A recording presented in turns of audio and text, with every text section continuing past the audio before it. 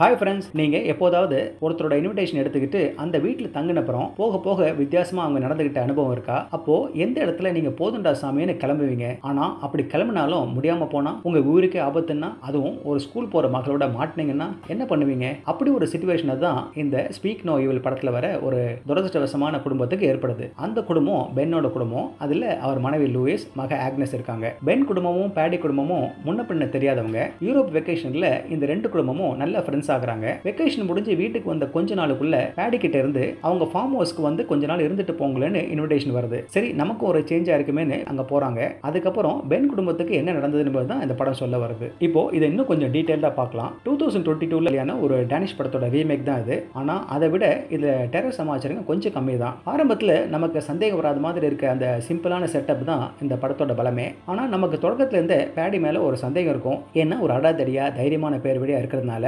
ஆனா அது ஒரு நம்பகத்தன்மையோட எல்லைக்குள்ள தான் இருக்கும். அதாவது இந்த ஆளு டேஞ்சர்பான்னு சொல்ல முடியாத அளவுக்கு ஜேம்ஸ் மெக்வாய் பேடி ரோல்ல கச்சிதமா பொருந்திருக்காரு. இவரோட பெர்ஃபார்மன்ஸ்ல தான் மொத்த படமே. அவரோட வைஃப் சியாராவும் பேச வராத அவங்களோட மக ஆண்டும் நம்ம அக்கம் பக்கத்தில் இருக்க இன்னொரு சராசரி குடும்பம் மாதிரி தான் இருக்காங்க. படத்தோட பேசிங்க ஸ்லோவா தான் அமைச்சிருக்காங்க. ஆனா நமக்கு என்ன நடக்க போதோன்னு ஒரு எஜ்ஜிலேயே வச்சிருக்காங்க. அதே சமயத்தில் பெருசா எதுவும் ரிவீல் ஆகாத மாதிரி பாத்துக்கிறாங்க. ஒரு சில கேரக்டர்களை மட்டும் மையமா வச்சு அந்த டென்ஷனையும் இயக்குனர் மெயின்டைன் பண்றாரு. பேடி ஒரு கணிக்க முடியாத ஆளா, அன்பிரடிக்டபிளா, ஆபத்தானவரா இந்த கதையை நகர்த்திட்டு போறாரு.